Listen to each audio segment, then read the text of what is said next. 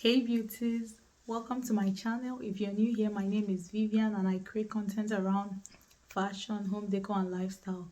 So on today's video, I'll be talking about my massive growth on Instagram. So recently I went from about 5,000 followers to over 12,000 followers in just a few weeks. I've been so grateful for this massive growth. It means a lot to me. I've not experienced it before. So I've been a fashion content creator since 2022 March. Although I started my page in 2019 as a personal shopper, but I transitioned it into a fashion creation page. And for some time I've been stuck on 5,000 followers, and I've been doing my best to grow running ads, and it didn't seem to be working. So lately I talked to a friend before the year ended in 2023. I knew a friend who went from less than 10,000 to over 100,000 in a space of a few months. She's currently at over 250 now, and she's still doing what she's doing. So I spoke with her and she gave me some tips that she did. She told me one of the things is that she invested massively on ads. I told her, really, she told me, yeah, she did an investment. You know, the word investment, it must have been some good money. I was like, but I don't make much on Instagram. Why should I even spend? They are not giving me anything. Why should I spend on them? There was something she told me. She told me that why, because I recently got my MBA. She told me that the same way I went to school and spent money to acquire knowledge without even being sure if I'm going to get a job that would pay me that money I spent, that is the way you invest money in your business, hoping that when you start getting profit, you'll be able to make what you spent. That's so you grow your business and get to the point where it starts making you the money you spent on it and even more. That is what she believes. And also, one of the things she told me was that this is an industry that is saturated. People will tell you there are a lot of fashion content creators. It's hard to make money and all that. She told me that one thing about life is people, most times when there are people, is either you are doing extremely well or you're paying good money. And when it comes to Instagram, who do I think Instagram would push out their content? It's either they are pushing out the content of those that are doing so well or those that pay them money once in a while to be seen. So that most times what they do, they put those ones in front before any other person. Your content might be so good that they will be pushing you. That's all right. But at the same time, if your content is not getting to the right people, you might want to push yourself. After all, the big brands are still running ads. So after she told me this, I told myself I was going to do things differently starting the year 2024. Before then, there was this brand that reached out to me while we were talking. They told me that they don't pay, they won't pay me. So I reached out to a friend who recently worked with them. She told me that most brands don't pay content creators with less than 10,000 followers. I felt sad, but at the same time I told her, what does she advise? She said I should take those outfits they are ready to offer me and use it and create a content.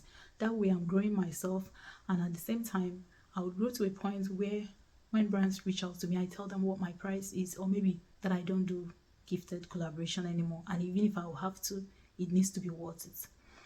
So I decided to do that. I made the content. I decided to promote a few of them, just like the other friend advised. They were doing well. They were bringing me like 10, 50 followers. Then something else that she advised me was that since I'm the one paying Instagram to bring in these followers, I should be able to make a choice of what I want, that they shouldn't be the one just sending people. So when I choose the automatic, they bring in the kind of people they want and also suggest to me the people they feel that are following me. So I mentioned earlier that my page was a personal shopping page. Then I used to have a lot of people from my country, from Nigeria, who were following me. So if I choose the automatic, they will send me people just from Nigeria. That was what they were doing. And also sometimes they would send me teenagers. So I wasn't really happy about this. I was like, what is a teenager coming to do on my page? Why should they be sending teenagers to my page? So I decided I was going to do a certain, should I say a certain filter. I created my filter for myself. So when it came to what to put in the ad, I would select US women fashion. US women who love fashion. Then I would choose the states I want, and then in the option I could choose the amount I want. I usually do $5. Then I could choose this. There's a filter now that shows run this ad until I pause it. I started choosing that. Then there was one other thing I got. I found that there's this app that is called Meta Ads app. Meta Ad. So I downloaded it. This shows you how your ad is doing. It shows you how much you're being charged per click. It also shows you if an ad is charging you so much and is not bringing you much people, like the click is not having people click it, but it's charging you. So this particular ad that brought me over 6,000 people, that got me this growth, they were charging me 0.063 per click. And at the time, they told me that this ad is a high performing ad. They asked me if I wanted to add more because I was doing $5 daily. They asked me if I wanted to increase the amount, the budget, which I did. So I made that post on the 9th of January, and I decided to wait 24 hours because that was one of the things I observed. And the lady told me that usually she would observe a post or a reel to see how well it's doing, after which she would boost it. So I was watching the ad. When I made the post, left it online. By the time I came back after a couple of hours, I saw that it had 300 views, and this is what I usually get in 24 hours, sorry. So meanwhile, I got it in just a few hours. Then within 24 hours, I saw that this reel was almost at 700 views, which I usually get in days. So I knew the ad was doing well. The reel was doing well. So I decided I was going to boost the reel.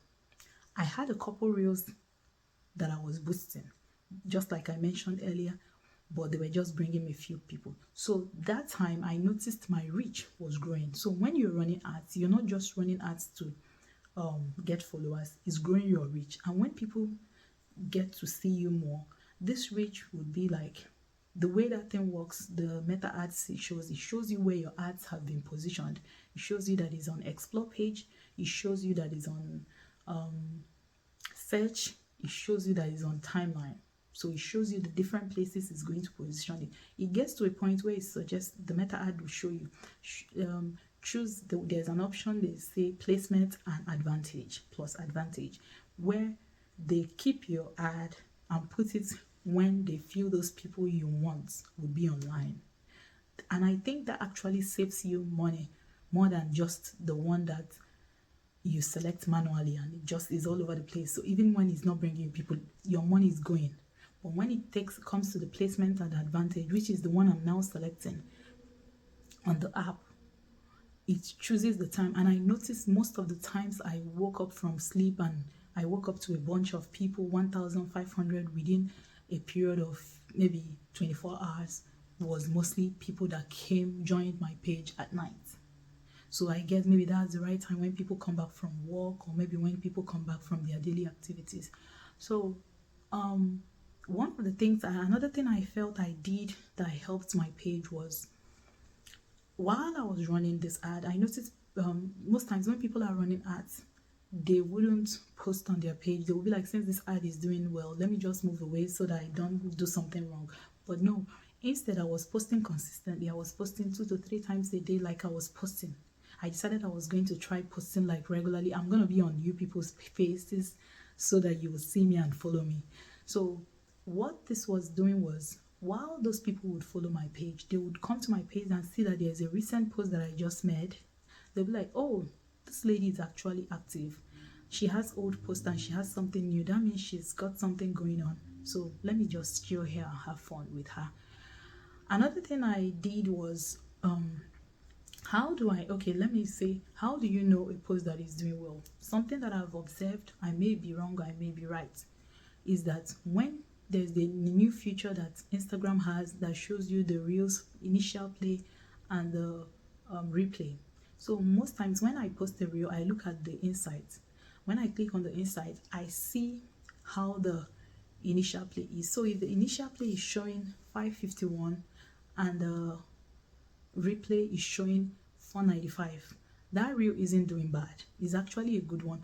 But if the initial play is showing 551 and the replay is showing 200, that means people are not actually replaying the reel, and the tendency of the views decreasing and the rate at which it's being seen is going to decrease, is actually going to decrease also.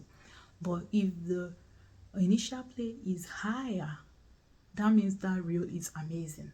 If it continues, that's the reel you might want to promote at some point. That's what I think. That's what I've observed with some of my reels that did well. I had a couple other reels that I was promoting while I was doing this. I started promoting that reel from 10th of January until almost the last week of January. And within that period of time, on the 28th was when Instagram notified me that this reel has gotten me over 4,600 people. It got me a total of up to 6,000 people so far. Currently, I have about 12,000 followers.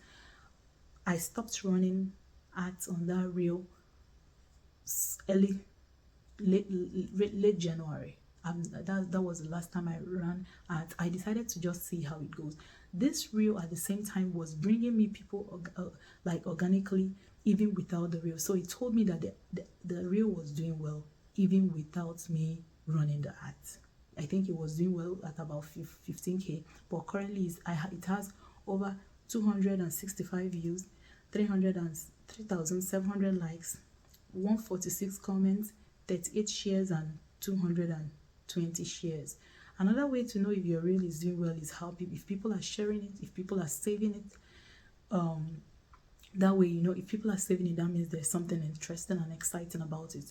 I always tell people, promote the right reels. If you're going to promote your reels, make sure it's a reel that talks about your niche. You don't want to promote where you were actually cleaning your kitchen. Meanwhile, you are into a fashion content creation. It doesn't have anything to do with fashion. You don't want to promote reels when you're trimming your lawn. Meanwhile, you are into fashion. You want to promote. I think the reason that reel brought me the right people was because it was talking about fashion girlies who love affordable fashion. So it was in my niche. It was all about what I'm doing. So that's what I feel helped me. I ran ads. I invested in ads. Like I said, I did invest in ads. I was posting consistently. So my page, wherever you went, you would see my page. My visibility grew. My LTK, while these people were also coming to my page, most of them were asking for links. I would make my post and I would add, if you want to shop this look, comment link, and I would DM you a link. I saw that most of them started doing what I wanted. Even people who have been following me for a while started asking me for links. My LTK grew from 46 to 128. A whole lot of things happened. So sometimes don't be scared to try new things. I know sometimes you'll be like, who is going to ask me for my link? Just put it there. Go make the post. Sometimes I would even put the link there. I've not made the post on LTK and people will be asking for it. I'll quickly go and make the post on LTK so that the person would see what to actually buy. So I still have a few things that I will talk how I'm able to have multiple content that I post without being overwhelmed or without thinking of how to make content. If you want a part 2 of this video on how I make my content easily, how I'm able to get ideas, how I'm able to have content stored up even when I don't want to create content, please let me know in the comments. Leave a comment and let me know if you want me to make a part 2 of this video. If there are other things that I remember, I will leave them in the description box below. Thank you so much for watching. If you found the video helpful, please share with a friend. Don't forget to like, save, and share. Have a great day.